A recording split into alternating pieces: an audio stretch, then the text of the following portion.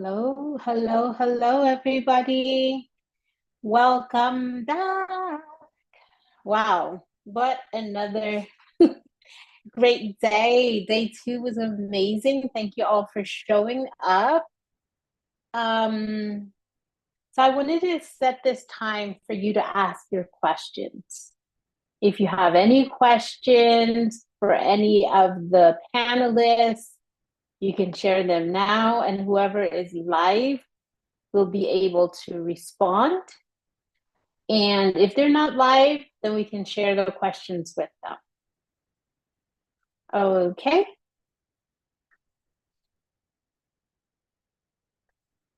So I think I'm a little bit early. Oh.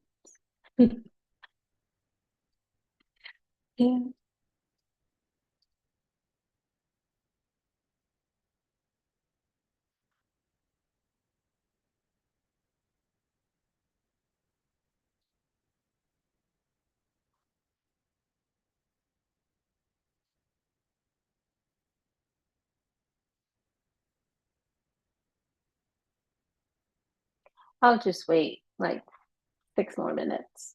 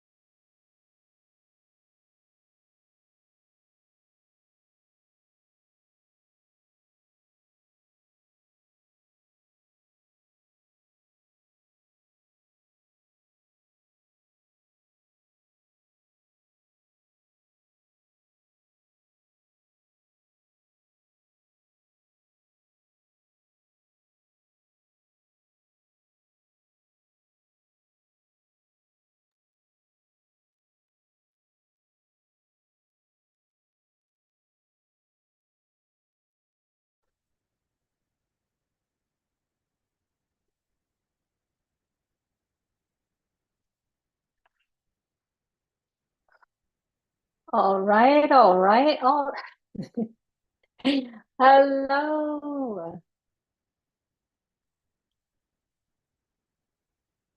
Hello, everybody.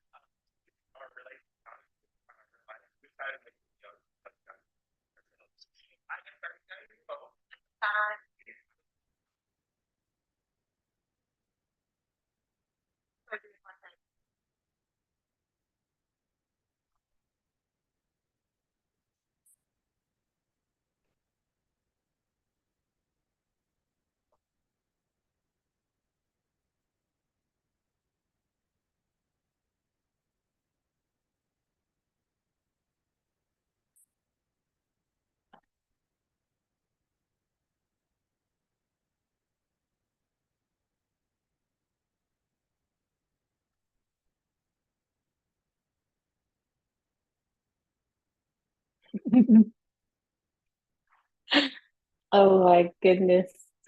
Hello, everybody.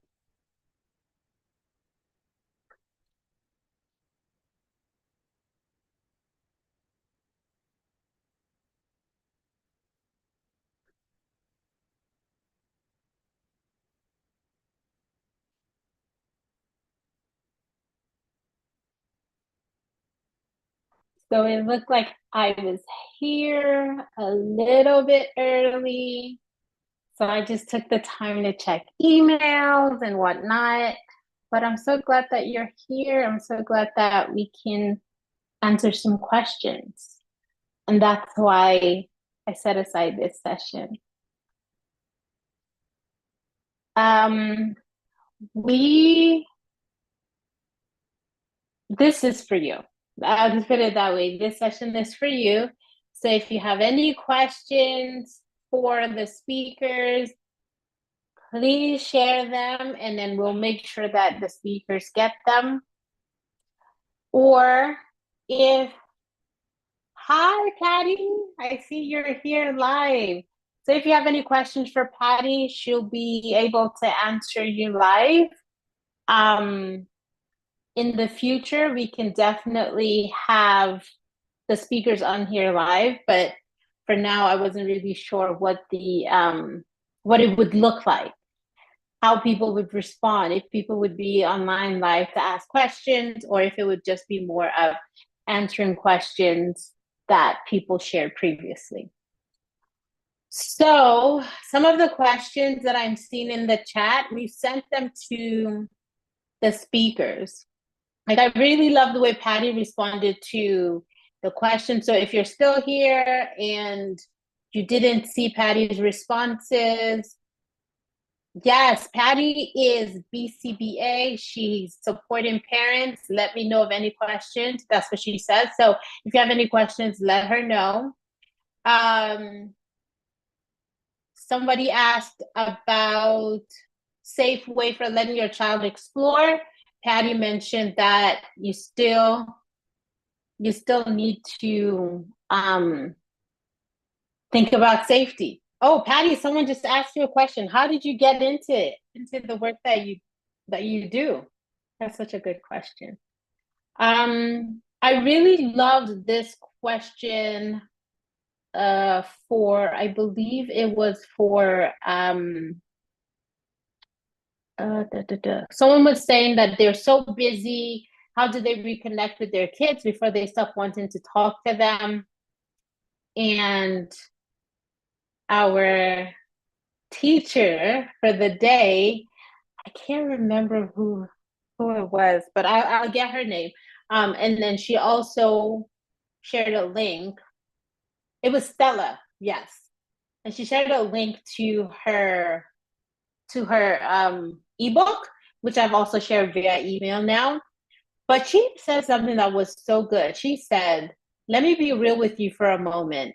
Busy is often a strategy of avoidance. I would encourage you to consider if your life might be trying to avoid what in your life you're trying to avoid by being busy. You know, I sat down there and I thought about that. And I said, wow, I'm one of those people who's always talking about being busy as well. So it's great to hear that. Like, what are you trying to avoid by being busy? Let's see. Any other questions? Let me check my email if anyone sent any questions or responded. Tomorrow at this time, we will be having the meditation session. We're thinking it will be today, but due to a conflict, it'll be tomorrow during the wrap up. So we'll have a co-meditation session.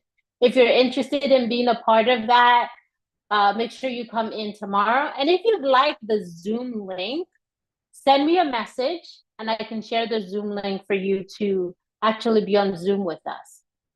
So let me gauge interest. If you're interested, I'll send you the Zoom link and you'll be on Zoom with us. Okay. Somebody asked some questions about potty training and we haven't gotten the response yet, but I know that Sarah will be responding soon. So If your child resists everything, that's a good one. Oh, if candy is a good idea for a reward. So I'm sure Sarah will be responding soon to that, and I'll be able to share with you. I don't see any other questions now. Oh, Patty, thank you so much. She said, I like being busy. I know. Now I need to figure out what I'm trying to avoid. Oh, Patty says this summit. Oh, no, Jessica says this summit is amazing. How did you manage to pull this all off? That's a good question. Very good question. Well, it's just something that I'm excited about. And I posted online asking if there were people who were interested in speaking, and quite a few people responded. So then I had to start doing the work of actually making it real. And so I worked with the team at Pulse, which is an organization that I work with. We do this. We create online summits, but I wasn't sure if people were still interested in another parenting summit. But people were interested. So I worked with my people at Pulse. The engineering team is amazing. If anyone is thinking about starting a summit, reach out to me and we can talk about it. But the engineering team is amazing. This whole platform is something that they designed so that the summit works well. And of course, we keep iterating and making it better. Oh, Patty, I love that. So Patty was responding about the potty training about candy, and she said it could be candy, it could be a toy, it could be a sticker, but I'd say the reward should be anything the kid chooses to be a reward. I like that. I like the idea of letting children choose because it can be really challenging. We think we need to tell children everything that they need to do, but really, let children make their own decisions. I know when I let my toddler decide what he wants to wear, he's so much more excited about it. Yes, thank you, Patty. Thank you for answering. You know what? Let me share some of the other questions, Patty, if you have if you have some answers since you're here with us. The other question that was also around potty training or potty learning, whatever you want to call it, whatever is empowering for you, was will the child get confused if some days are on and some days are off? If you remember that session, Sarah mentioned that you can start with like a 3-day training. So you just do 3 days and you don't get too exhausted. And the person was asking, which is a really good question because with potty training, I'm always nervous that my child is going to like be, getting there, and then I'll just be like, oh, I'm tired, and then they'll never get back into the rhythm of things. So, Patty, I don't know if you have any opinion about that. If you do like 3 days on and 3 days or whatever, some days on and off, is that something that the child might get confused and no longer be interested? Let's see, what else? Someone said they were feeling a bit guilty about their child not feeling safe. How can they stop feeling so bad about it? And the response was, first is not selfish because they're feeling selfish. It's kind. And the fact that you're seeking to help your child feel safe is what will ensure that he or she feels safe. You just have to discover how to feel safe inside yourself. That's a word. Like, if you don't feel safe inside yourself, how can you help your child to feel safe? So that was another one for Stella. Then we had a question around how do I prepare the children to know I won't be available as much anymore if I'm going back to work? And we got a really great response saying, create a schedule and remind your child of the schedule, and keep telling them that I know you're going back to work, I know you're relaunching your career, but just just letting them know that it's safe, you'll be back, all of those things. So that was a really good one. That was from Laura. There was a question around how do you find the fact that most people do not live around their families anymore? Like, how do you truly build that circle? That's a very good question. And I don't know who else is online, but Patty, if you're still there, how can someone build a circle around them? And Patty, if you want to come online on Zoom, I can send you the link. Okay, so Patty responded to the diaper question. If they can, kids can get confused with using diapers one day and not the other, but it really is about the parents being ready, making sure the kid is ready physiologically, and do they show signs of being ready? Can they hold their, their pee and their poop? So Patty, if you want to come on Zoom with us, I can send you a link really quickly. But it's okay if you're in a place where you can't. That's okay too. I just was like, oh, you're like our resident expert right now, so I can share some of those questions with you. Um, what was the other question? Oh, I really like this question about when we had Stacy talking about tooth fairies, and the question was around, what if I don't believe in tooth fairies? And she mentioned like you can still use the stuffy and you can still use the tools without focusing on the tooth fairy. The main thing is you want kids to get comfortable and feel safe when going to the dentist. Okay, great. Patty says she's happy to help. So I'll go ahead and send you a link to join us. And let's see if you can hop on, and then I'll just share some of these questions with you, and then you can give your opinion. It's fine. You don't have to, it doesn't have to be perfect. Here, open. I'm gonna email you right now, Patty, just to so that you get the link. So look out for it.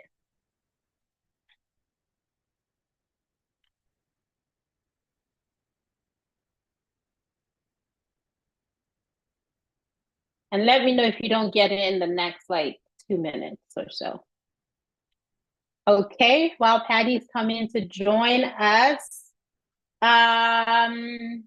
let's go all the way up. Oh, I really like this one about grace-based parenting. The question was, how do you prepare children if they're going to be around grown-ups who do not believe in grace-based parenting? So, for example, if you believe in grace-based parenting, listening to your kids, asking them questions, making sure you know what's going on with them, how do you prepare them if you're taking them over to auntie's house or grandma's house or great grandma or whomever, but they're more disciplinarian? How would you respond to that? Like, how would you prepare them? And I really love the response. Tia mentioned talking with those grown-ups, right? And letting them know your stance and how you're choosing to parent your children. But the question was also wanting to know, like, how do you talk to your kids?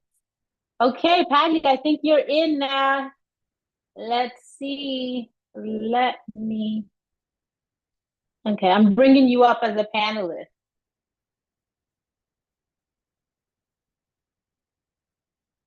All right, there is Patty. All right. So I don't know if you can help to answer this question. The one I just mentioned was if you believe in grace-based parenting and in nurturing your kids, but you're taking your child over to somebody's space that doesn't believe in that, how can you help to prepare your child? I think that the first thing will be always talking to them about the difference, and we're all different, right? We all have different beliefs, we all have different likes, dislikes, and so I think whatever we model, they're gonna follow, right? Because that 1 year old, 2 year old, they might not understand necessarily what the rules are and whatnot, but um at the same time, I also tell my parents the whole pick and choose your battles, right? You're taking your kid for to somebody else to take care of them. Either you agree on the rules beforehand, or you allow them to follow the rules while they're somewhere else. And then when they get back home, you go back to your routines, you go back to your own kind of rules, right? Obviously, Okay, I like that. yeah, Yeah, because it's we're not all the same. It's like when they go to school. School is not necessarily gonna follow all our rules. I love that. That's exactly it, right? Because also, even if your teacher wants to be gentle and everything, they have to deal with like 20 kids at the, at the same time. So that's really good. And it goes Okay. more to the flexibility for us, right? Not for the kid, because kids are gonna be, for the most part, pretty flexible, unless there's, outliners, meaning, any kind of diagnosis or whatnot. We need to figure that one out too. But I think we have to be the ones that are flexible, the parents, making sure that we are not always gonna be able to uh, um, guide everything. That's a good point. That's a good point. Okay. Another question we got is, how do you transition from responding to the moments that your children are dealing with to teaching them things like etiquette, like greetings, table manners? And for me, I know, you are also someone with like a cultural background. For me, like Nigerian, it can be so interesting because it's like, as a child, you're supposed to say good morning to the parents first, or to the elder person first, or or things like don't put your elbows on the table and things that you can do. So how do you transition from like supporting them in moments, dealing with whatever their big feelings are, to teaching them, okay, this is what you do when you see somebody in the morning. This is what you do when you're greeting somebody. This is what you do at the table, all of those kinds of things. Modeling. Mm, Modeling, right? If I don't do it, why should I expect you to do it? that's good. If you don't see it being done, why do I expect you to do it? And it's funny because I always tell my daughter, you're complaining about everything. And then I look at the mirror, I'm like, I'm complaining about everything. So she does the same, right? Right. Um, but the other thing is when the kid is having these big behaviors, these big feelings, these big reactions, that's not a moment to teach. That's Mm, definitely, it's not a moment to teach. That's a moment to connect. That's a moment for us to listen, for us to, as the adult, to stop and think about what's going on. Are we asking too much? Are we asking too many things? Our expectations are too high? Our expectations are too low? Are we confusing our kid? Because mm. it's not them, right? They're kids. They're barely learning. They're barely starting, and so at that point we cannot teach. It's just let it go, either with a hack, with ignoring, with whatever is the strategy that you might be using. And then once we are calm and our body is ready to, is receptive, then maybe we can teach. That's so good. Okay, another question was, how do you balance curiosity with appropriate discipline? And that's such a good question because I have a toddler who is like chewing on my lipstick and wants to play in my stuff. And like, I don't know how to just, like, all I can do is lock my Lock door them. or something. But even then, they're like, oh, I need to get this from your room, or I need to use the bathroom in your room, because, all of that stuff. So, what do you recommend? Like, how do we balance that? In a perfect world, uh, having time to expose them to these things that are not hidden, so that their curiosity is not always, at a hidden moment, right? Letting them explore in a moment that we can also deal with it. Again, everything that comes from us is what they're seeing, right? If we're always telling them, no, don't touch that, don't move, don't see it, then the more I'm gonna want to do it, because those are humans, right? I think that exposing them to these things, letting them explore with a healthy balance, right? With a healthy boundary. Obviously, I think I answered earlier.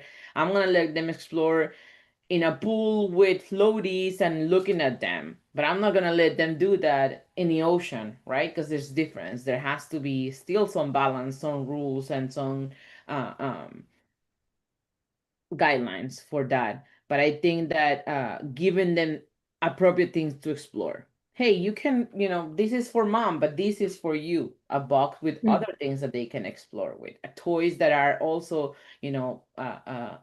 aligning with that sense of I'm exploring, I'm doing, I'm destroying, I'm molding, I'm doing things. But if we're always saying no to everything, then the more they're gonna wanna do it.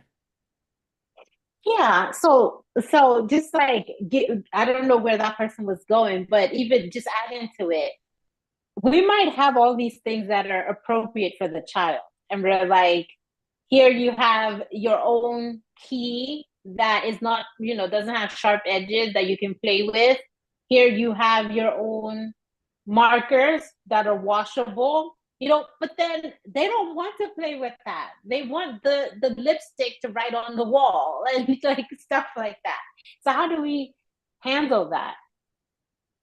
Options, right? Mm. The lipstick, and again, by doing it's maybe because we're not doing it with them. Like we can write on the Ooh. wall if we have a big paper, right? We Mm. can write, this is what we write, and the wall is to look at. Another thing will be also, is the word no a trigger for your kiddo? Maybe we're just Oh, saying no too much, and it's like, now I want to do it, instead of yeah. using the positive words, right? Let's Mm. use, oh, we color here and model for them.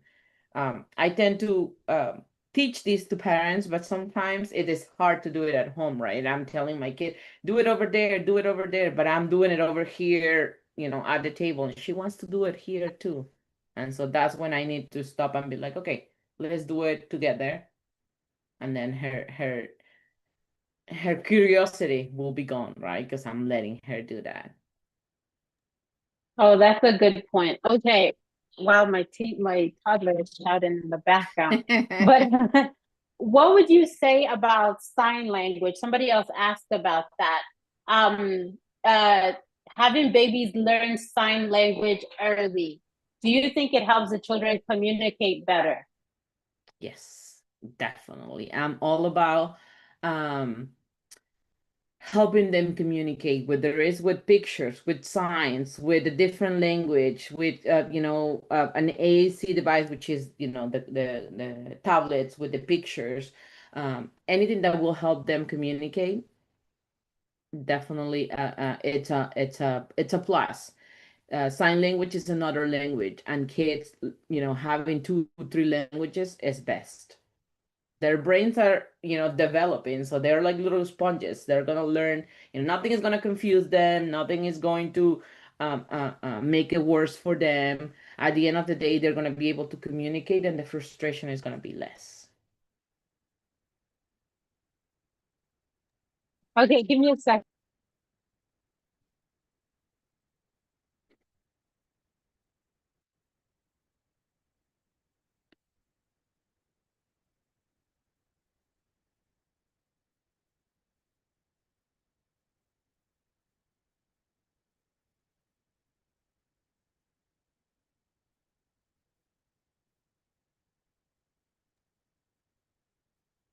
Okay.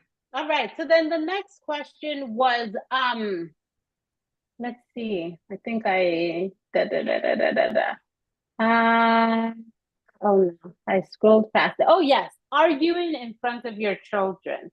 Is there a right way and a wrong way to do it? And is it always going to be detrimental or can it be helpful? For what? Sorry, I missed the first part. Arguing, like parents arguing in front of the Oh, children. arguing. Um, I think I don't know that I've had to answer these questions too many times. Uh, but I think it definitely is. If we're arguing and yelling and insulting, right? Because we can have an argument in a conversational kind of way, right? Arguments are okay, and it teaches our kids that people can have different views, right? Then what you said matters, what I said matters, but it's how we conduct that argument, right? Obviously, in the heightened moment, we're all gonna scream probably and whatnot, but it's what happens after too, right? Coming to them and telling them I'm sorry, or telling and explaining to them and whatnot. We're humans. We're gonna make mistakes, but it all depends on the kind of argument that you're having, right? And the way you're doing that argument. But I also think that kids should learn from us. Yeah, I really like that because I've heard from people who, when they got married and they had disagreements with their partner, they thought they were failing because they had never seen their parents argue. So they thought, oh, I'm not doing this thing right because my parents never argued. So, something's wrong with me. Yeah, but that nobody is perfect. There's no way that people agree on everything 100% of the time. I don't even agree with myself 100% of the time.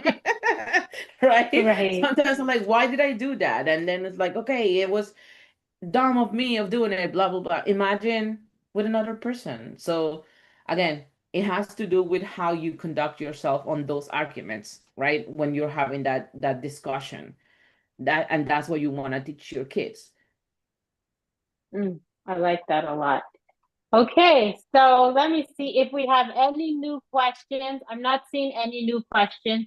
For the people who may have missed your session, but they are really excited about the work you do, can you share your website again, or the best way for people to connect with you and share more about the work you do? Yeah, my website is mommymommama.org. That's the website, and you find me the same on Instagram and Facebook. Um, and I, for the most part, is parent coaching and ABA for families with special need kids. But parenting is parenting all all around, so I can help you. And I know you're based in California. I'm in So California, in Central Valley. can you help people outside of California, or are you just limited to California? No, definitely outside of California. On Zoom, on Doxy, on any of the telehealth systems. That's how I do it for now. If we are close by, then we can have in-person meetings, and I can do my observations more like that. For the companies that I work, we work with insurance, but as of right now, my business does not take insurance yet. Okay. And in terms of languages, do you speak any other languages, just in case people are interested? Yes, I'm Spanish. I'm a Spanish speaker. Yes. Okay, perfect, perfect. Well, that's all the questions for now. Thank you so much, Patty, for being Thank willing you and for for having me. jumping up here. I'm really excited, and hopefully we'll continue to have these conversations. Definitely, definitely. Thank you.